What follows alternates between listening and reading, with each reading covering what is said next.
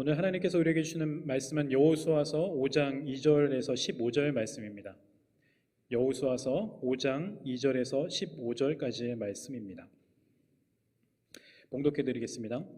그때 여호와께서 여호수아에게 이르시되 너는 부싯돌로 칼을 만들어 이스라엘 자손들에게 다시 할례를 행하라 하시매 여호수아가 부싯돌로 칼을 만들어 할례산에서 이스라엘 자손들에게 할례를 행하니라. 여호수아가 할례를 시행한 까닭은 이것이니 애굽에서 나온 모든 백성 중 남자 곧 모든 군사는 애굽에서 나온 후 광야 길에서 죽었는데 그 나온 백성은 다 할례를 받았으나 다만 애굽에서 나온 후 광야 길에서 난 자는 할례를 받지 못하였습니다. 이스라엘 자손들이 여호와의 음성을 청종하지 아니하므로 여호와께서 그들에게 대하여 맹세하사 그들의 조상에게 맹세하여 우리에게 주리라고 하신 땅 곧 젖과 꿀이 흐르는 땅을 그들이 보지 못하게 하리라 하시매 애굽에서 나온 족속 곧 군사들이 다 멸절하기까지 40년 동안을 광야에서 헤매었더니 그들의 대를 잇게 하신 이 자손에게 여호수아가 할례를 행하였으니 길에서는 그들에게 할례를 행하지 못하였으므로 할례 없는 자가 되었음이었더라. 또 그 모든 백성에게 할례 행하기를 마침에 백성이 진중 각 처소에 머물며 낫기를 기다릴 때에 여호와께서 여호수아에게 이르시되 내가 오늘 애굽의 수치를 너희에게 떠나가게 하였다 하셨으므로 그곳 이름을 오늘까지 길갈이라 하느니라. 또 이스라엘 자손들이 길갈에 진쳤고 그달 14일 저녁에는 여리고 평지에서 유월절을 지켰으며 유월절 이튿날에 그 땅의 소산물을 먹되 그날에 무교병과 볶은 곡식을 먹었더라. 또 그 땅의 수산물을 먹은 다음 날에 만나가 그쳤으니 이스라엘 사람들이 다시는 만나를 얻지 못하였고 그 해에 가나안 땅의 소출을 먹었더라.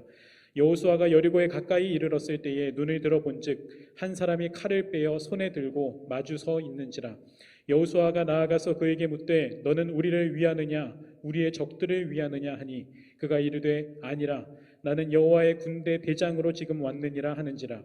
여호수아가 얼굴을 땅에 대고 엎드려 절하고 그에게 이르되 내 주여 종에게 무슨 말씀을 하려 하시나이까. 여호와의 군대 대장이 여호수아에게 이르되 내 발에서 신을 벗으라 내가 선 곳은 거룩하니라 하니 여호수아가 그대로 행하니라. 아멘.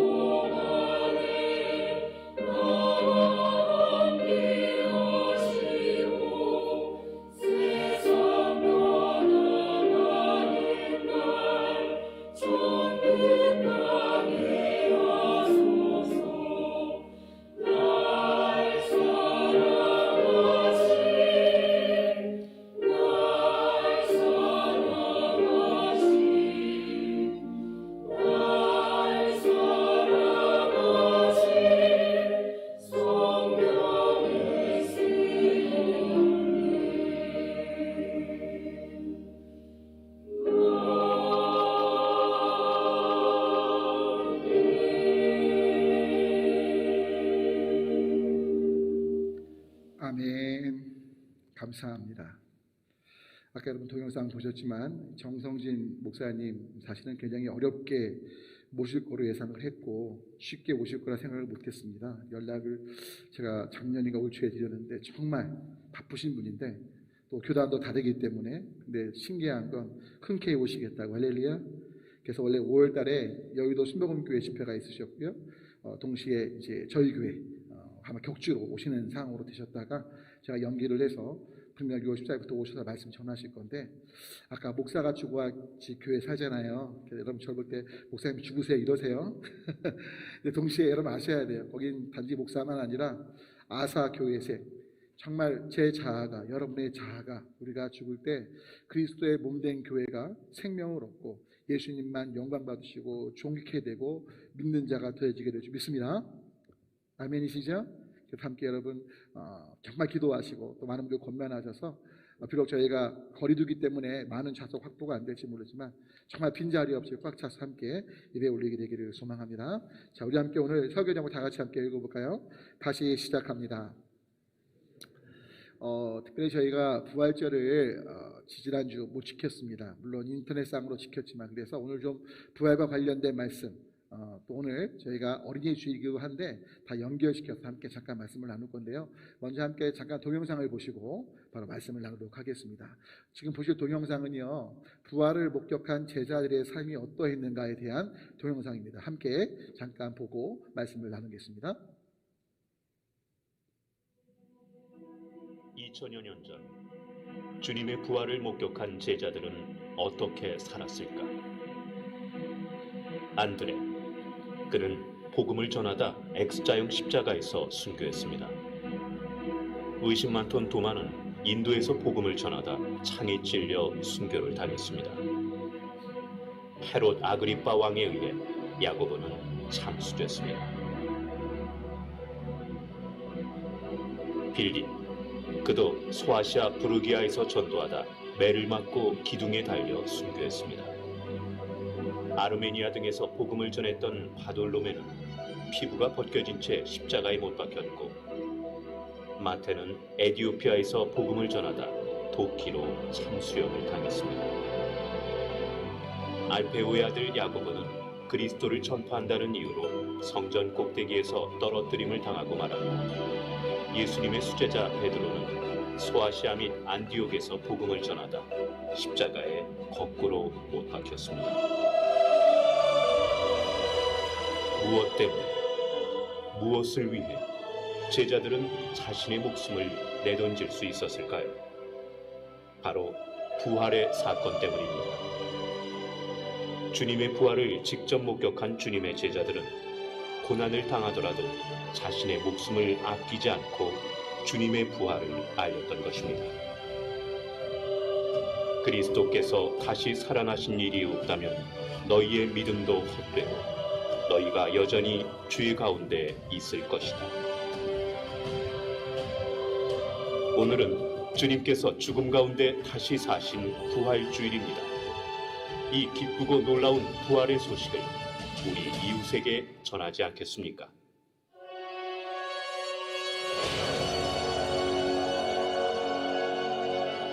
할렐루야. 그래서 오늘 이따가 가실 때 계란을 2개씩 드릴 건데요. 오늘은 여러분 잡수지 마시고 그냥 2개 다 봉지에 예쁘게 들어있거든요. 이웃들에게 주시면서 부활절에 물론 지나긴 했지만 우리가 죄에 사신 사망, 영원한 심판 백성인데 예수님께서 부활하셨고 예수님 때문에 영원한 생명을 얻을 기회가 생겼다는 걸 말씀하시면서 사랑의 권면을 주변 분들에게 주시면 좋을 것 같습니다. 특별히 오늘 우리가 어린이 주일을 맞아서 어린이 주일을 맞으면 보통 어린이들을 잘 선하게 대하고 부모로서 어떻게 살자 말씀을 하지만 오늘은 그 어린이들의 태도가 바로 부활의 소식을 전하고 하나님 나라의 삶을 살아가는데 가장 중요하게 오늘 좀 잠깐 이 부분을 말씀 나누고 오늘 본문을 통해서 어린아이처럼 어떻게 다시 한번 부활의 생명을 가진 자로서 새롭게 살아갈지에 대한 말씀들을 함께 나누고자 합니다. 그래서 성경 말씀 한번 읽어볼까요? 누가복음 말씀을 보면 어린아이에 대해서 언급하시는데 특별히 하나님 나라와 어린아이의 그 삶을 연관시켜서 주님이 이렇게 말씀하십니다. 다 같이 한번 보겠습니다. 내가 진실로 너에게 이르노니 누구든지 하나님의 나라를 어린아이와 같이 받아들이지 않는 자는 결단코 거기 들어가지 못하리라 하시니라. 아멘. 도대체 왜 예수님께서 이런 말씀을 하셨을까? 여러분, 특별히 어린아이들은요, 특징이 있습니다. 어린아이처럼 하나님 나라를 바꾼다는 건 다른 말로 하면 어린아이들은요, 들으면 그 들은 자리에서 실천하려고 해요. 물론 아이들이 항상 머리에 기억하고 살진 않습니다. 하지만 아이들은요, 들으면, 또 특별히 누가 보고 있으면 그대로 행동합니다. 그래서 자기에게 말한 사람이 보고 있다고 딱 생각하면 그 자리에서 아무것도 딴짓을 안 하고 하려고 하는 게 아이들이에요. 그만큼 순수한 것들을 보게 되죠. 예수님께서 하시는 말씀은 하나님의 통치하심에 대해서 하나님께서 다스리실 때 그 명령에 어린아이처럼 순수히 받아들이고 순종하는 삶, 그 삶이 필요한 것을 말씀하고 계신 거라고 볼 수 있는 겁니다. 때문에 여러분, 오늘 어린이 주일을 맞아서 과연 내 안엔 어린아이처럼 하나님의 통치하심에 대해서 순전히 받들고자 하는 마음이 있는가? 솔직히 우리는요, 어떤 말을 들으면 우리 나름대로 판단합니다. 분석합니다. 이해하려고 합니다. 그래서 수긍이 되면 그걸 따라가고 수긍이 안 되면 따라가지 않습니다. 근데 어린아이들은 그렇지 않아요. 정보도 많지 않고 자신 스스로 약한 걸 알기 때문에 권위자이신 부모님이나 선생님이나 누가 말하면 그대로 따라가려고 하죠.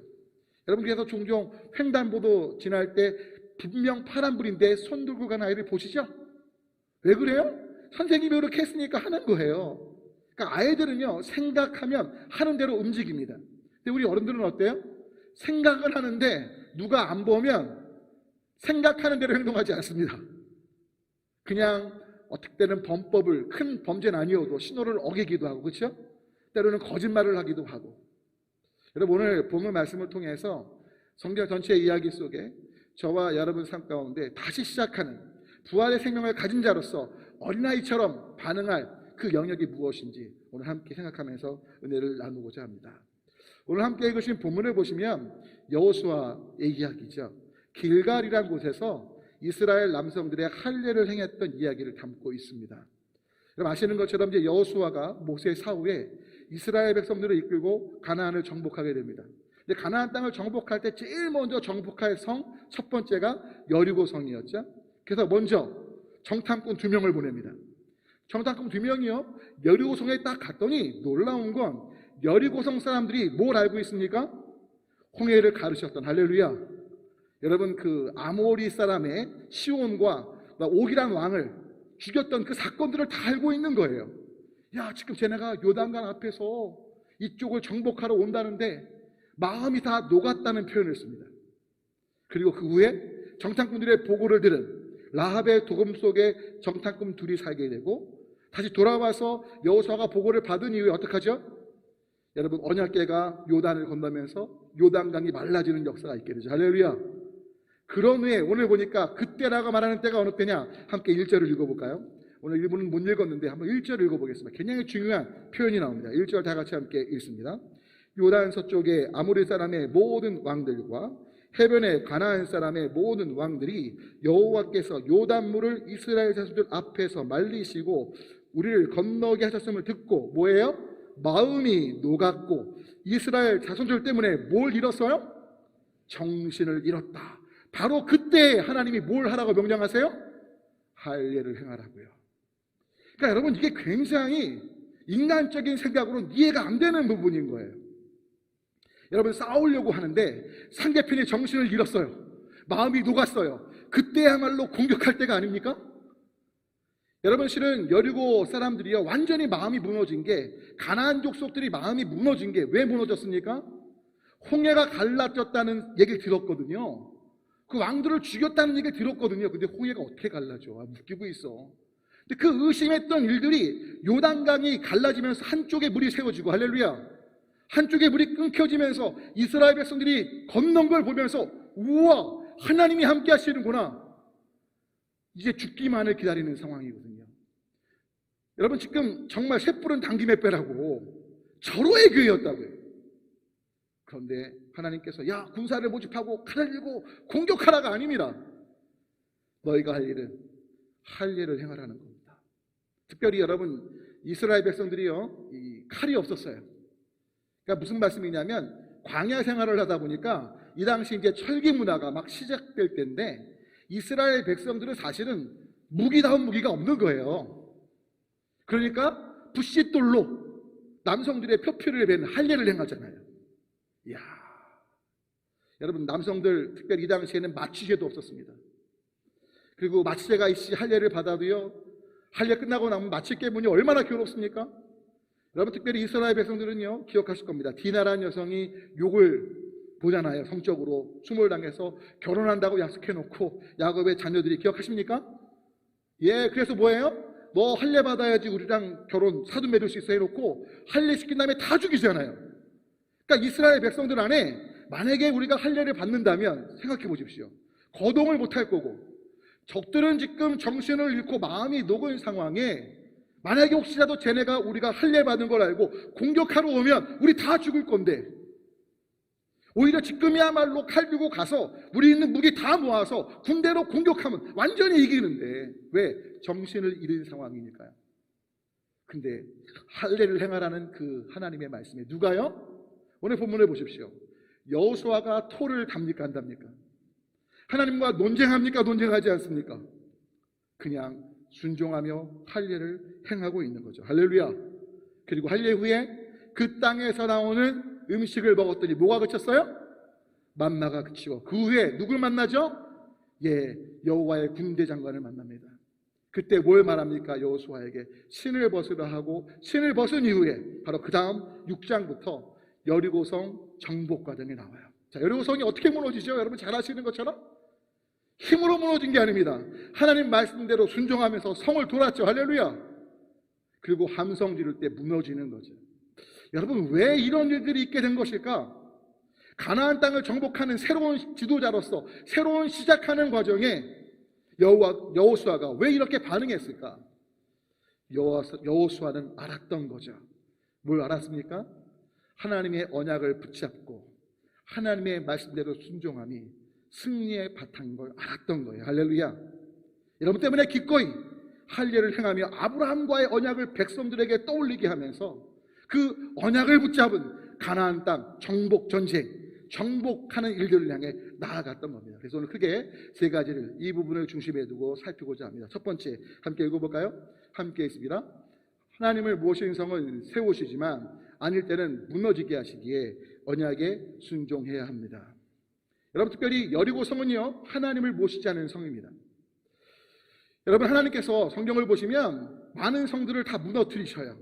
물론 여리고 성은 완전히 건물을 무너뜨리셨지만 성을 다 뺏게 하시죠. 왜요? 여러분 하나님을 모시지 않은 성은요 그 특성상 원래 성이라는 건요 아시겠지만 생명을 보호하고 재산을 보호하기 위해 만든 게 성이죠. 그런데 하나님을 모시지 않으면 어떤 일이 벌어지냐? 다 나 중심적인 어떤 생명 보호, 나 중심적인 재산 보호에 초점을 두기 때문에 결국은 언젠가 그 피해가 나에게로 다시 돌아오는 거죠. 왜? 모두가 다 나 중심이니까. 그게 바로 인간이 세운 성의 특징이에요. 하지만 하나님께서 세우신 성의 특징은 무엇입니까? 하나님께서 자신을 위해서가 아니라 우리를 복되게 하시고 살리시고 은혜를 누리게 하시기 위해서 성을 세우시는 거예요. 할렐루야. 믿으십니까? 여러분 때문에 중요한 건 우리의 성이 세워지는 게 아니라 하나님의 성이 세워져야 하죠. 그리고 하나님의 성이 세워질 때만이 소망이 있는 거죠. 성경은 이렇게 말합니다. 함께 읽어볼까요? 함께 시편 말씀 있습니다. 여호와께서 집을 세우지 아니하시면 세우는 자의 수고가 헛되며 여호와께서 성을 지키지 아니하시면 파수꾼의 깨어있음이 허사다. 여러분 결국 성은 누가 세우셔야 돼요? 하나님이 세우시고 또 성은 누가 지키셔야 돼요? 하나님이 지키셔야 합니다. 여러분 이 나라 이 민족 여러분의 가정 우리가 속한 모든 단체가 누가 중심이 되실 때 하나님이 중심이 되실 때만이 소망이 있는 거예요. 근데 안타까운 건 우리 현실을 보면 다 나 중심으로 모든 것들을 움직이죠. 어젠가 양희은 씨 노래를 제가 잠깐 설교 때 말씀드린 적이 있어요. 깊은 산 오솔길역 자그마한 연못에 지금은 아무것도 살지 않지만 그 노래 아실 거예요. 전에 그물 속에 몇 마리요? 물고기 2마리가 살고 있었습니다. 2마리가 싸우죠. 여러분 실은 우리가 세우는 성의 특징은 뭐냐면 나를 위해서 남을 희생시키는 성이에요. 그게 인간의 죄악된 본성이죠. 결국 한 물고기가 죽고 그 물고기가 죽어서 그 연못 전체가 자기 건 줄 알았지만 그 죽음 물고기로 인해 연못 전체가 썩어 자기도 죽게 되는 거예요. 여러분, 하나님을 모시지 않으면 인간이 세운 모든 성들은요, 바로 자기 중심성의 그 죄성 때문에 그렇게 될 것이기에 주님 무너뜨리시는 거예요. 주님은요, 우리 모두가 사랑하면서 아름다운 살림의 공동체가 되기를 원하십니다. 주님은 그러려고 이 땅에 오신 거예요. 때문에 성경은 이렇게 말합니다. 요한복음 말씀 다 같이 함께 읽습니다. 도둑이 오는 것은 도둑질하고 죽이고 멸망시키는 것뿐이요, 내가 온 것은 양으로 생명을 얻게 하고 더 풍성히 얻게 하려는 것이라. 할렐루야. 그러니까 결국 주님의 관심은 우리가 풍성해지는 거예요. 생명을 얻어 더 생명을 누리는 것이죠. 근데 이것을 위해서 필요한 것이 무엇입니까? 바로 나 중심성의 성이 아니라 하나님의 통치하심이 있는 성, 그리고 그 성을 세우시기 위해, 무너뜨리시기 위해, 그러니까 하나님 뜻대로 세워지지 않은, 하나님을 모시지 않은 성을 무너뜨리고 하나님을 모신 성을 세우기 위해 제일 중요한 것은 바로 언약, 그 언약의 할례를 행하는 것을 주님은 중심에 두고 계셨기에 여호수아에게 명령하신 거예요. 여러분, 창세기 볼까요? 이 언약이 어떤 언약이죠? 아브라함에게 하신 언약입니다. 다 같이 함께 했습니다. 너희 중 남자는 다 할례를 받으라. 이것이 나와 너희와 너희 후손 사이에 지킬 언약이라는 거죠. 그 언약의 징표라는 겁니다. 너희가 나에게 어떤 속한 백성, 내가 책임질 백성이라는 징표가 바로 할례였고, 이것을 여호수아에게 명하시며 순종토록 하셨고, 여호수아는 순종했던 거예요. 왜 순종했냐? 여러분, 여호수아도요, 속으로는 그랬을 것 같아요. 하나님, 지금이야말로 적깁니다. 우리 비록 무기 적지만 지금 정신을 다 잃고 마음이 녹은 상황, 가서 차지해야죠. 근데 중요한 건 여호수아는 봤어요. 뭘 봤죠? 아말렉과 자신이 나가서 싸울 때 모세가 항복하는 것처럼 손을 들 때 놀랍게도 이스라엘이 이겼습니다. 할렐루야. 반대로 모세가 손을 내리고 싸울 의지가 있는 것처럼 보였을 때 이스라엘이 졌던 것을 여호수아는 직접 목격합니다. 깨닫는 거죠. 야, 모든 전쟁, 그 모든 삶의 방향엔 하나님의 말씀에 순종함이 정말 유일한 정답이란 걸 여호수아는 정확히 알았던 겁니다. 여러분 때문에 요즘에 여러분 뉴 노멀이라고 들어보죠. 뉴 노멀. 신조어인데요. 원래 2008년도 한 경제학자가 한 이야기인데 요즘에 뉴 노멀을 자주 얘기합니다. 여러분 오늘 다 마스크 쓰고 계시잖아요. 지금 다 거리를 유지하고 계시잖아요. 왜 그렇습니까? 뉴 노멀이에요. 뉴 노멀이 뭐냐면 여러 가지 해석이 가능하지만 일반적으로 새로운 표준, 새로운 기준을 뉴 노멀이라고 말합니다. 코로나19 이후에 우리의 뉴 노멀은 뭐가 됐죠? 새로운 표준은 마스크 쓰는 거예요. 손 씻는 겁니다. 거리를 두고 말하는 겁니다. 맞습니까? 오늘 좀 예배 끝나고 말씀 나누실 때 제가 지난주도 말씀드렸는데 꼭 1m 이상 좀 거리 두고 말씀해 주십시오. 또 피부 접촉 피하는 거. 이들은 왜 그렇습니까? 코로나19로 인해서 물론 나를 보호하는 것도 맞지만 무증상 감염자가 많기에 남도 보호하기 위해서 우리가 사회적 거리두기를 뉴노멀로 지금 인정하는 거잖아요. 받아들이는 거잖아요. 여러분 주님의 언약은요, 기억하십시오. 하나님을 위해서가 아닙니다. 그 언약을 받은 이스라엘 백성들이 온전케 되고 그 언약을 기억하면서 하나님의 풍성한 은혜를 누리도록 그것을 상기시키고 그 언약을 중심에 두도록 바로 할례를 행하라 명하시는 것이고, 그 할례를 통한 할례의 어떤 규정 언약을 지켜감 속에 하나님께서 책임지시는 것이 무엇인지 그들에게 보이시기 원하셨던 거죠. 아멘. 여러분 실은 저희도 세례를 그냥 베풀죠. 일반적으로 본인이 희망을 하면. 네, 여러분 크게 두 가지 어떤 관점이 있습니다. 한 관점은요, 세례를 받으면 세례를 받았기에 내가 이제 하나님의 사람이 되었기에 삶이 바뀔 거라는 의미 때문에 세례를 베풉니다. 근데 또 한 관점은 뭐냐면 세례를 쉽게 안 베풀어요. 그 뭐죠? 이 사람이 예수님을 정말 주임으로 인정했는지 점검하면서 정말로 삶의 거룩한 변화가 있을 때 세례를 베푸는 관점이 있어요. 실은 우리 한국교회의 일반적인 관점은 전자입니다. 전자. 예수님을 구주로 영접한 기도를 하고 예수님 믿겠다고 하면 세례를 베풉니다. 그리고 세례를 받았기에 이제 내가 마치 할례 받으면 언약 백성 된 것처럼 세례 받으면서 와, 나는 영원한 하나님의 아들 딸이니까 이제 하나님 아들 딸답게 살아야지, 이런 관점으로 세례를 베푸는데, 한 선교사님은 후자의 관점으로, 제가 언젠가 동영상을 봤는데 너무 감동이었어요. 이 선교사님은요, 원주민들이 정말 많이 복음화가 됐는데 놀라지 마십시오. 세례를요 3년 내지 4년 있다가 베푼대요.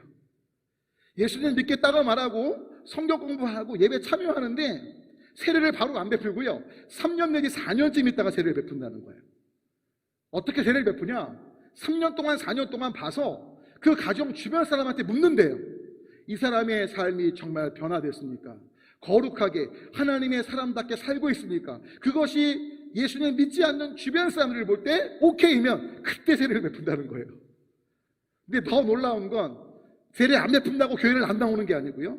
오히려 그 세례를 갈망하면서 세례받기 위해서 하나님의 자녀로서 살아가는 삶의 양식들을 추구하니까 그 원주민들 안에 복음의 능력이 드러나는 거죠. 그래서 저도 그걸 들으면서 우리도 한번 그렇게 해볼까. 여러분 이미 다 세례 받으셨죠? 아멘. 세례 받으신 분들은 기억하셔야 돼요. 그 세례의 의미는 이제 나의 정체성이 하나님의 자녀로 바뀐 거죠. 아멘이십니까?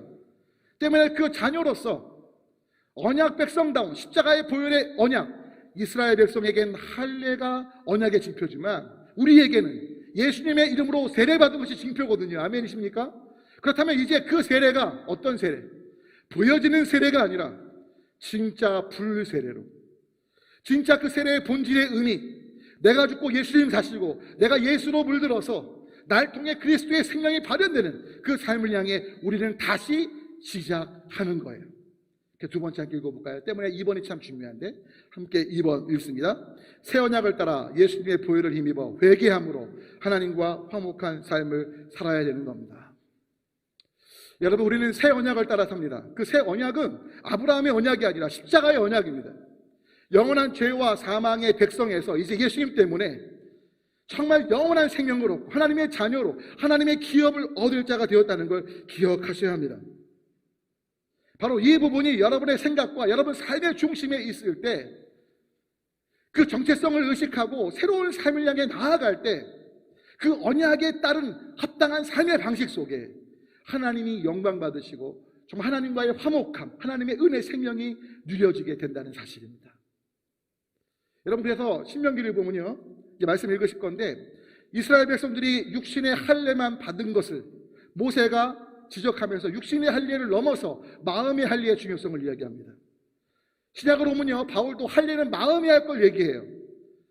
유대교인들이 할례 받고 예수님 믿는데 예수님 믿지 않은 사람들이 예수님 믿은 다음에 할례 받아야 되는 것도 논쟁 속에 있을 때 할례 안 받아도 된다. 할례는 마음에 받아야 된다. 마음에 받는 할례가 뭔데요?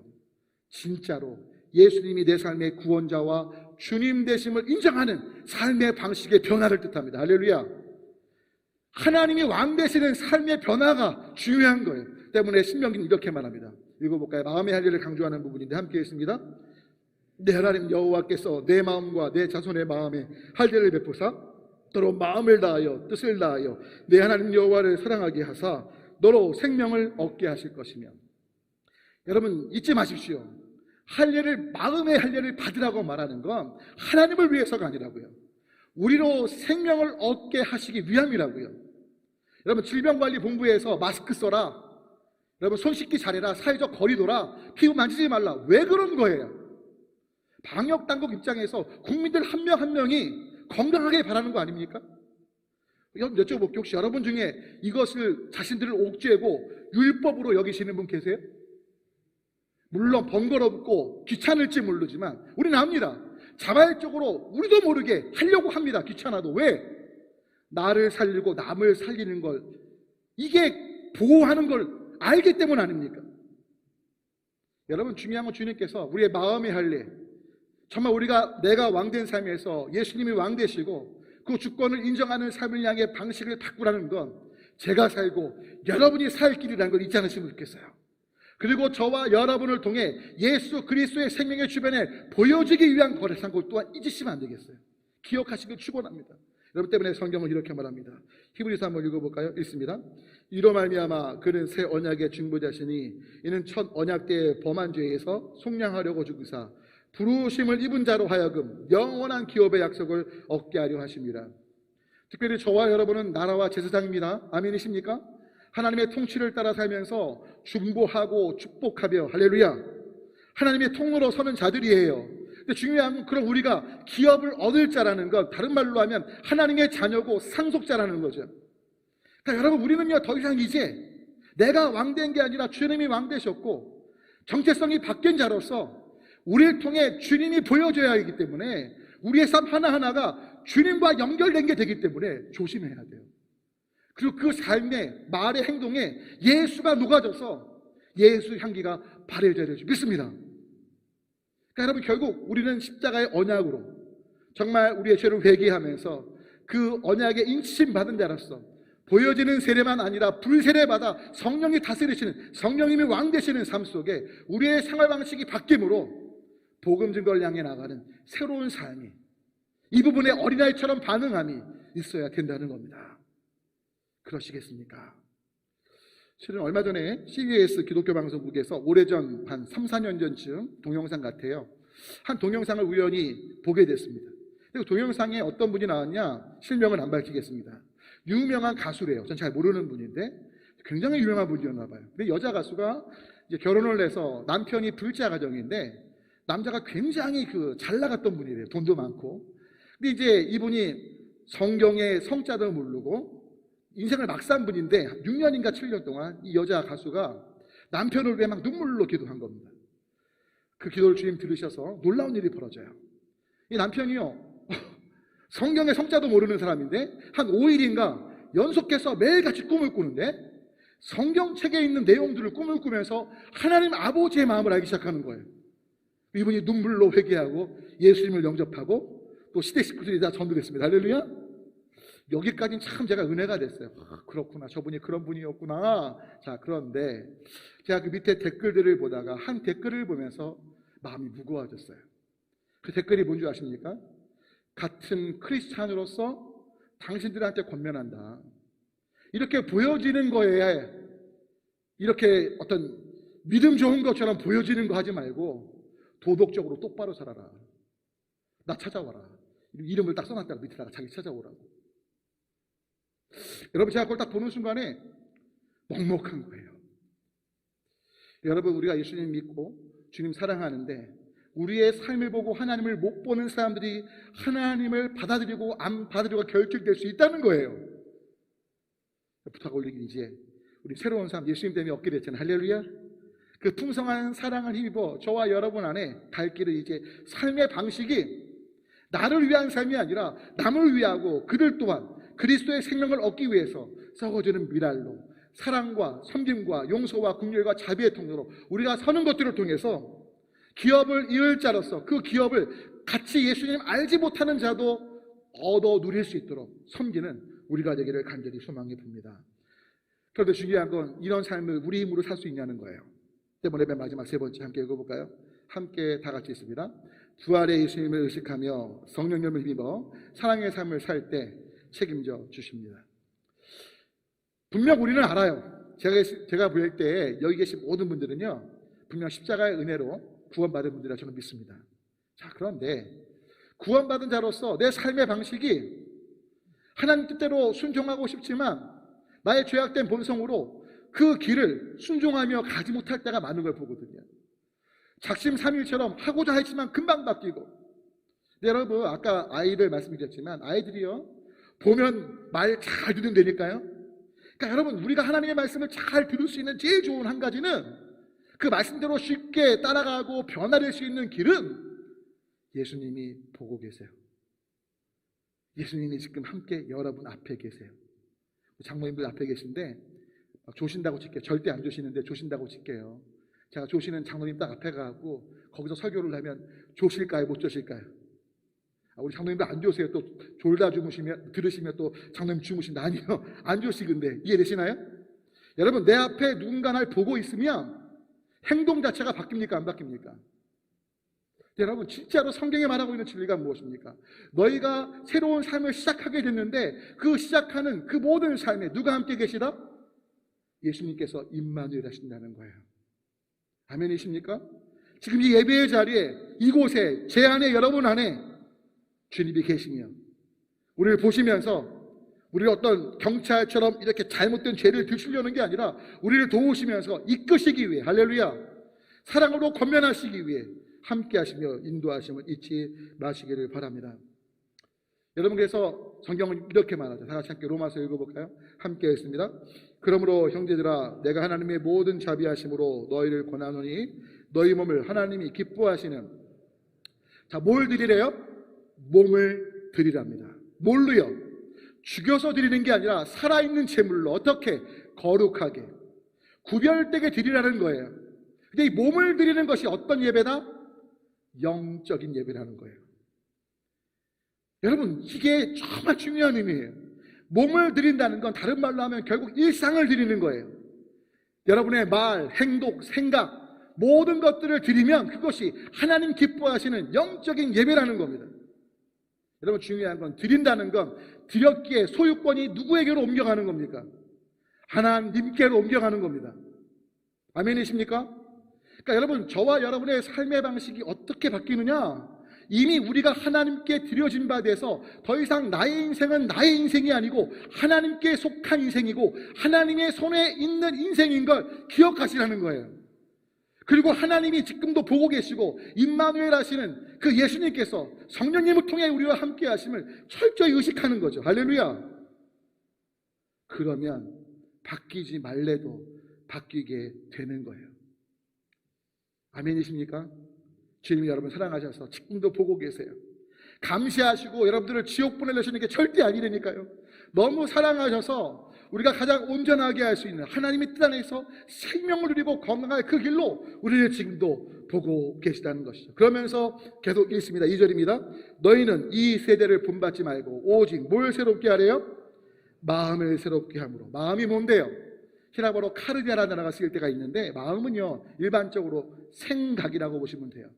생각을 바꾸는 거예요. 근데 생각을 어떻게 바꿔야 되느냐? 하나님의 선하시고 기뻐하시고 온전하신 뜻이 무엇인지 분별하면 그것이 생각이 변한 거예요. 여러분, 우리가 행동으로 살아가지 못해도 여러분 안에 내가 지금 이렇게 하면 어떤 마음 들 때 하나님 기뻐하실까? 하나님 앞에 온전한 걸까? 이런 의식들을 하시죠. 여러분들은 하나님께 삶을 내어드린 분이, 할렐루야. 근데요, 내 생각 여러 가지 잘못된 것 하면서 괜찮아, 내 생각 행동한 것도 아닌데, 이런 식의 삶을 살고 계시면 죄송해요. 영적인 예배, 몸을 드린, 어떻게 보면 할례받고 세례받은 하나님의 자녀로서 합당한 삶의 방식을 취하지 못하고 있는 거죠. 여러분, 부탁 올리긴 정말 여러분의 삶의 생각들부터 또 나의 여러 가지 영역 속에 분별하시기를 축원합니다. 그리고 분별해서 주님의 뜻이라면 기꺼이 내가 주님께 속해 그 길을 따라가시면 좋겠어요. 할렐루야. 성경 때문에 미가서에서 이렇게 말하죠. 함께 읽습니다. 사람아, 주께서 선한 것이 무엇임을 너에게 보이셨나니 여호와께서 내게 구하시는 것은 오직 정의를 행하며 인자를 사랑하며 겸손하게 내 하나님과 함께 행하는 것이 아니야. 여러분, 그럼 주님께서 보시는 선은 뭐냐는 거예요. 여러분, 선한 것, 아름다운 것, 하나님 기뻐하시는 건 다른 게 아니죠. 오늘 본문은 말합니다. 정의를 행하는 겁니다. 사람들을 공의롭게 대하는 겁니다. 동시에 무엇입니까? 인자. 여러분, the son of man, 사람을 가리키지 않습니다. 여기서 말하는 인자는요, 히브리어로 헤세드예요. 긍휼히 여기는 거예요. 우리가 사람들을 대할 때 불쌍히 여길 수 없지만 하나님이 우리를 불쌍히 여기셨기 때문에 그 언약과 그 인자하심을 힘입어서 불쌍히 여기는 삶을 사는 거죠. 할렐루야. 또 뭐라고 말씀합니까? 그러면서 사랑하면서 겸손하게 하나님과 함께 행하는 것이다. 결국 뭐예요? 이 뒷부분이 중요해요. 하나님과 함께 행하는 것. 다른 말로 하면 임마누엘 하심을 의식하며 사는 거예요. 여러분 때문에 오늘 우리가 다시 시작하는 삶을 살면서 철저히 기초는 뭡니까? 십자가의 은혜입니다. 할렐루야. 그 십자가의 은혜를 힘입는 우리의 삶 방식이 어떻게 바뀌어야 돼요? 여러 가지가 있겠지만 그 근본적인 건 예수님이 내 주인 되셨고 내 모든 삶은 예수님께 드렸기에 예수님 함께 하시니까 여쭤보면서 살아가야지. 할렐루야. 자, 직장 생활을 합니다. 직장 상사가 날 너무 힘들게 해요. 자, 그럼 어떻게 해야 돼요? 우리 본능은 되갚아주고 싶죠. 더 높은 상사한테 이르거나 때를 찾아서 그 상사가 어려움 당할 때 같이 공격하고 싶은 충동이 있을 거예요. 근데 여러분을 정말 삶을 하나님께 드리셨다면 어떻게 해야 되죠? 하나님, 저 상사가 저를 괴롭게 하는데 어떻게 하면 좋을까요? 여쭙는 거죠. 주님 말씀하시겠죠? 되갚아주라 이러실까요? 더 섬기고 더 사랑하고 용서해라. 아멘이십니까? 여러분 가정에서 아니면 학업에서 아니면 사업에서 한번 여쭤볼게요. 진짜 여쭈시냐고요. 진짜 여쭈십시오. 그리고 분별하십시오. 하나님의 선하신 뜻은 아까도 미가서 조금 전에 읽으셨지만 여러분 공의를 행하며 헤세드 국리를 여기는 거예요. 그리고 하나님이 함께 하시기에 그 임마누엘 하시는 하나님의 방향으로 가는 거예요. 저 사람이 어떻게 반응하느냐, 나를 인정해주고 내 태도를 잘 받아들이냐, 그게 아니고 우리는 그냥 하나님 앞에서 사랑하고 용서하고 섬기며 주님이 원하시는 방향에 가는 거죠. 때로는 어려움이 있을 겁니다. 고난이 있을 겁니다. 변화도 없을지 몰라요. 하지만 정확히 하는 한 가지는 주님께서 이 모든 것을 합력하여 가장 선한 길로 이루실 거란 사실이죠. 왜요? 우린 주님 뜻대로 부르심 입은 자들이거든요. 아멘이십니까? 그래서 마지막 말씀 올리고 마칠게요. 한 선교사님이 계셨습니다. 이 선교사님은요, 여자분이신데 말 그대로 정말 예수님 믿고 은혜 받아서 그 복음의 생명건 분이에요. 어떻게 보면 할례받고 마음의 할례받고 삶을 드린 분이죠. 그래서 아프리카에 가서 정말 열심히 선교 사역을 잘 감당하셨답니다. 근데 어느 날 아픈 거예요. 시름시름. 그러니까 아픈 게 너무너무 심한데 오지다 보니까 갈 병원도 없고 또 그렇다고 비행기 값도 없고, 근데 자신이 갖고 있는 모든 재정을 털어서 가난한 사람 돕고 사역에 몰두했는데 매월 정기적으로 들어오는 후원금마저 안 들어오는 거예요. 이 선교사님이 너무 속상해서 하나님, 나를 버리셨나요? 아니 어떻게 이렇게 나를 돌보시지 않고 지금 내가 죽어가고 있고 돈도 없고 먹을 것도 없었어. 이렇게 힘든데 어떻게 하신 거냐고. 근데 뭐 하소연할 데도 없는 거예요. 지금처럼 뭐 이메일이나 발달될 때도 아니고 그냥 하나님만 보면 울었대요. 먹을 게 없어서 보리가루 분유가 조금 남아서 그걸로 한 달을 버틴 거예요. 한 달 내내 보리가루로 죽을 서서 먹고요. 얼마 안 되는 분유로 그냥 단백질 보충하고. 근데 한 달쯤 딱 됐는데 신기한 건 한 달쯤 되니까 몸이 좋아지더래요. 그리고 한 달쯤 지나서 좀 있다 보니까 통장에 돈이 들어온 거예요. 그리고 비행기 값이 안 되니까 몇 년 더 그 선교지에서 섬기다가 이제 몇 년 후에 비행기 값도 없고 또 고국 가서 인사도 드릴 겸 이제 사역을 잠깐 접고 고국에 와서 고향교회를 가서 간증을 했대요. 사실은 제가 선교사로 가서 여차여차 모든 걸 걸고 주님대로 순종했는데 참 은혜도 있었지만 이런 어려운 때가 있었네요. 그래서 이제 간증을 딱 끝마치고 특별히 30일 동안 보리죽 먹은 걸 간증을 한 거예요. 근데 하나님이 30일 지났더니 또 은혜 베푸셔서 건강해졌고 딱 나왔더니 그 교회 의사 한 분이 계신데 선교사님 좀 만나고 싶다는 거예요. 만났더니 대뜸 이렇게 말하는 거예요. 선교사님 그거 아십니까? 선교사님의 증상을 제가 잘 들어봤더니 선교사님 만약에 선교사님이 그 한 달 매월 정기적으로 들어왔던 돈이 들어와서 다른 음식을 먹으면서 당신 질병을 고치려고 했다면 여기에 절 못 만났을 겁니다. 선교사님 그 병세는 정말 심각한 병세였는데 그 병세 약이 없는 가운데 그 병을 낫게 하는 유일한 길은 뭐였냐? 보리가루 먹는 거였대요. 할렐루야. 그러니까 이 선교사님은 자기를 소외하고 버리시고 너무 힘들게 하신 하나님이라고 생각했고 언약을 따라 순종하고 언약만 붙잡고 살아왔는데 사랑하고 섬기려고 했는데 하나님이 왜 책임지시지 않냐고 느꼈지만 놀라운 건 하나님은 그녀의 삶 속에 이미 책임져 주고 계셨던 거죠. 할렐루야. 여러분 언약의 말씀을 붙잡으시겠습니까? 여호수아는 자신의 상식 모든 사람들이 말하는 전략이 아니라 오직 하나님께 순종함이 승리의 비법인 걸 알았기에 철저히 순종했고 말씀대로 모든 것들을 따라갔습니다. 오늘 우리에게 하시는 말씀은 다른 거 없어요. 사랑해라. 따라할까요? 사랑해라. 용서해라. 섬겨줘라. 조건 없이 해요. 오직 누구 때문에? 예수님 때문에.